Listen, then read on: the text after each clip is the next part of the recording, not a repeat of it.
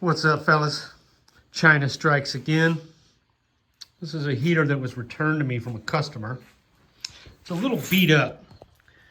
The damage alone may be the problem, but this unit, it runs for about 5 minutes, I was told, and then it shuts off. The safety mechanisms are definitely to blame, but we're gonna try and fix the fault so that I can advise people in the field how to fix this thing. Remember, O doesn't stand for nothing, on or off.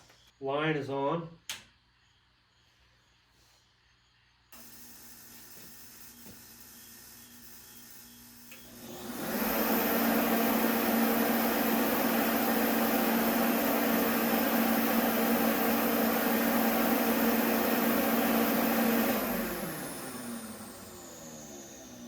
And nothing.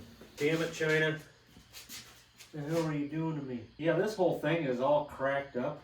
What the hell? The whole damn thing's cracked to pieces. It's not looking like it's in good shape at all. This thing's all busted. Cracks all over it.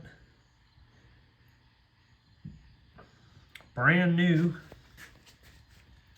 So I don't know, we'll take this case off and see what happens. So the design of this thing is absolutely terrible. So this is all cracked up, which means we're leaking air out the back of this thing. Yeah, so it's just leaking too much air, I think. So we're kind of in some trouble there. It needs to be getting about 6 PSIs, and this entire thing is just busted all to hell. All right, so the cracks were definitely diminishing the airflow to this nozzle. I went ahead and took it apart so we could take a look here. It's got some pretty serious swirl vane action going on here. Kind of weird. There's the flame eye. Those electrodes are pretty far away from that, but apparently that works. So I have to let this glue dry all the way because it runs at about 4 to 5 PSIs of pressure. So I might go ahead and wait till tomorrow, I don't know yet, to try it. But I'm positive that's the problem. This back case, I don't know if the customer took it off trying to fix the thing and then busted it, tightening it too much. It looked like the screws were kind of haphazardly put in there. There's the transformer. And the circuit board. I'm not seeing any internal thermocouple or a tip over switch in here. Some people said that the emergency thermostat had a tip over switch inside of it. It has been bypassed in this case. But I'm thinking the thing just shut off because there wasn't enough flame. Wouldn't get enough fuel. This back casing being cracked up like that, that's a no-go. All right, fellas, so fire's right up now.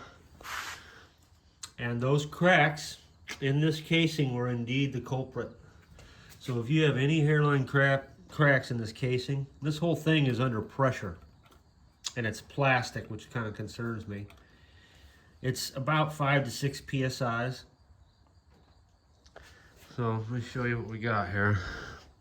Now that we've glued those cracks shut, that's all we did. Spark is on. Fire's right up.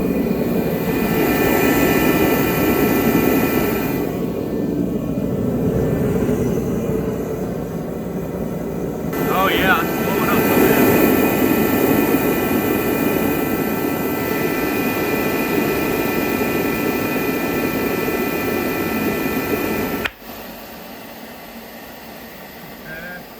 And it just shut off. Well, it's almost off.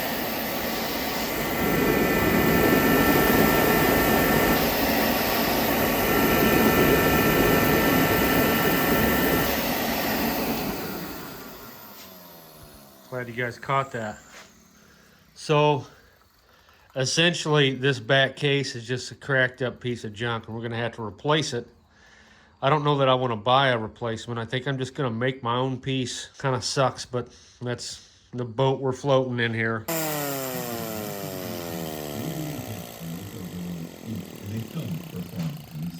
So what we're gonna do, guys, is we're gonna grind this out with an angle grinder to give us a little airflow right there, and we're just gonna put a metal backplate on this thing.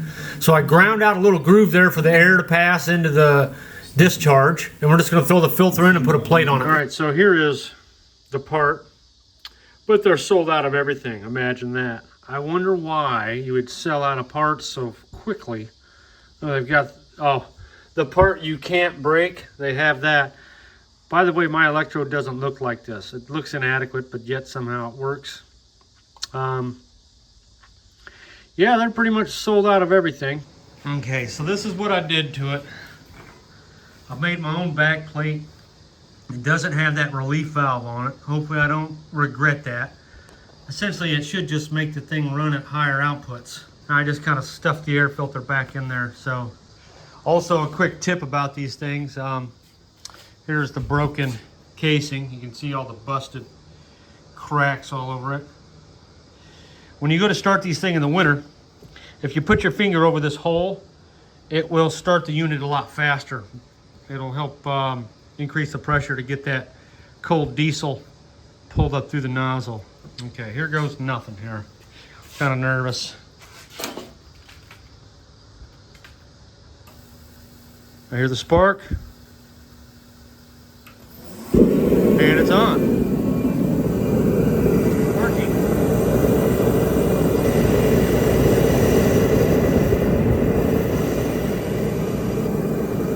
We're not shooting fire out the front, so that's good.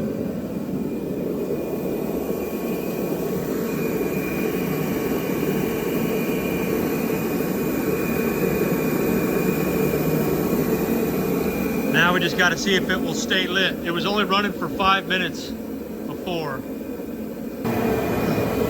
All right, so this thing's been running for about an hour.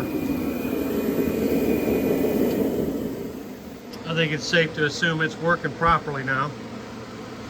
So the whole time the thing was just leaking air. It would run for 5 minutes and was unable to produce enough light to maintain the low resistance and the photoresistor.